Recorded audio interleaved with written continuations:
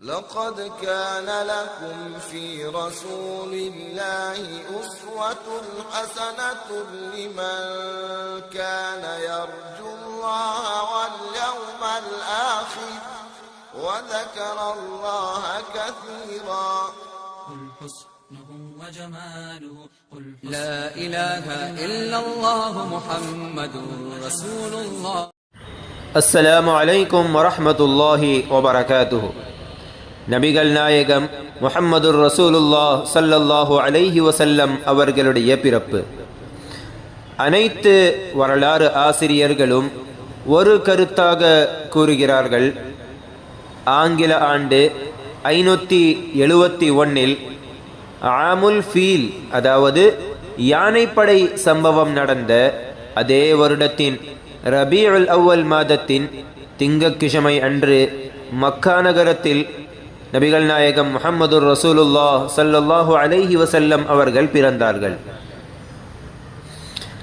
யானைப்படை சம்பவம் வரலாறில் மிகவும் முக்கியமான ஒரு சம்பவமாகும். இந்த யானைப்படை சம்பவம் குறித்து அல்லாஹு தஆலா குர்ஆனில் சூரத்துல் ஃபீல் எனப்படும் சூறாவில் சுருக்கமாக பேசியுள்ளான். இமாமுல் ஹதீஸ் வத் தாரீக், அதாவது இமாம் இப்னு அசாக்கிர் ரஹ்மத்துல்லாஹி அலைஹி நபி ஸல்லல்லாஹு அலைஹி வஸல்லம் அவர்களுடைய பிறப்பை குறித்து கூறுகிறார்கள். முதல் மனிதர் ஹஜ்ரத் ஆதம் அலைஹிஸ்ஸலாம் அவர்களுடைய பிறப்பிற்கு கிட்டத்தட்ட 6000 ஆண்டுகளுக்கு பிறகு இறுதி தூதர் நபிகள் நாயகம் முஹம்மதுர் ரசூலுல்லாஹ் ஸல்லல்லாஹு அலைஹி வஸல்லம் அவர்கள் பிறந்தார்கள். நபி ஸல்லல்லாஹு அலைஹி வஸல்லம் அவர்களுடைய பிறப்பு மாதத்தில் எந்த வகையான கருத்து வேறுபாடுகளும் இல்லை. ஆனால் நபி ஸல்லல்லாஹு அலைஹி வஸல்லம் அவர்களுடைய பிறப்பு தேதியில் வரலாறு ஆசிரியர்களுடைய 4 கருத்துகள் கூறப்படுகிறது. அதில் அதிகமாக கூறப்படுவது ரபீஉல் அவ்வல் 12. வரலாறில் ரபீஉல் அவ்வல் 12 மிகவும் ஒரு முக்கியமான சிறப்புமிக்க நாளாகும். ஏனென்றால் ஆதம் அலைஹிஸ்ஸலாம் மற்றும் ஆதம் அலைஹிஸ்ஸலாம் அவர்களுடைய சந்ததிகளின் பெருமை, நூஹ் அலைஹிஸ்ஸலாம் அவர்களுடைய படகை பாதுகாத்து கரை சேர்க்கப்பட்டதற்கான காரணம், ஹஜ்ரத் இப்ராஹீம் அலைஹிஸ்ஸலாம் அவர்களுடைய துஆ, ஹஜ்ரத் மூசா மற்றும் ஈசா அலைஹிஸ்ஸலாம் அவர்களுடைய நற்செய்தி நிறைவேறிய நாள் இந்த ரபீஉல் அவ்வல் 12 ஆகும். ஏனென்றால் அந்த நாளில்தான் நபிகள் நாயகம் முஹம்மதுர் ரசூலுல்லாஹ் ஸல்லல்லாஹு அலைஹி வஸல்லம் அவர்கள் பிறந்தார்கள்.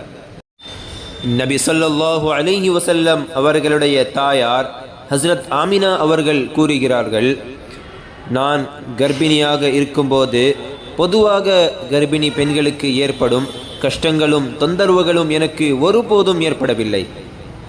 மேலும் தாயார் ஆமினா அவர்கள் கூறுகிறார்கள், என்னுடைய மகன் பிறந்தவுடன் என்னுடைய உடலில் இருந்து ஒரு பேரொளி வெளியானது. அந்த பேரொளி வானத்தை நோக்கி ஏறியது. அந்த பேரொளி மஷ்ரிக் மற்றும் மக்ரிபுக்கு இடையே உள்ள அனைத்தையும் வெளிச்சமாக ஆக்கிவிட்டது. அந்த வெளிச்சத்தின் காரணமாக நான் மக்காவில் இருந்தபடியே பசரா மற்றும் ரூம் நாட்டு மாளிகைகளையும் அந்த நாடுகளின் முஹல்லாத்துகளையும் நான் கண்டுகொண்டேன். மறுபுறம் இணை வைப்பவர்கள் மற்றும் சிலை வணக்கம் மற்றும் சிலுவை வணக்கம் செய்து கொண்டவர்களுடைய இடத்தில் நபி ஸல்லல்லாஹு அலைஹி வஸல்லம் அவர்களுடைய பிறப்பிற்கான அடையாளங்கள் தொடங்கியது. வரலாறு நூல்களில் எழுதுகிறார்கள், பாரசீக நாட்டில் கிஸ்ரா மன்னனுடைய மாளிகையில் இருந்த 14 மாடங்கள் திடீரென அங்கு நில அதிர்வு ஏற்பட்டு அந்த நில அதிர்வு காரணமாக கிஸ்ரா மாளிகையில் இருந்த அந்த 14 மாடங்களும் அதிர்ந்து விழுந்தன.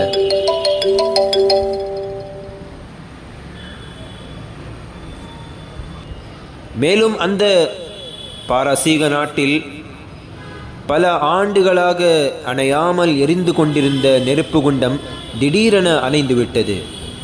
இதுபோல பல வகையான அதிசயங்களும் அற்புதங்களும் நபி ஸல்லல்லாஹு அலைஹி வஸல்லம் அவர்கள் பிறப்பிற்கு முன்னாலும் பிறந்தவுடனும் நடந்தது.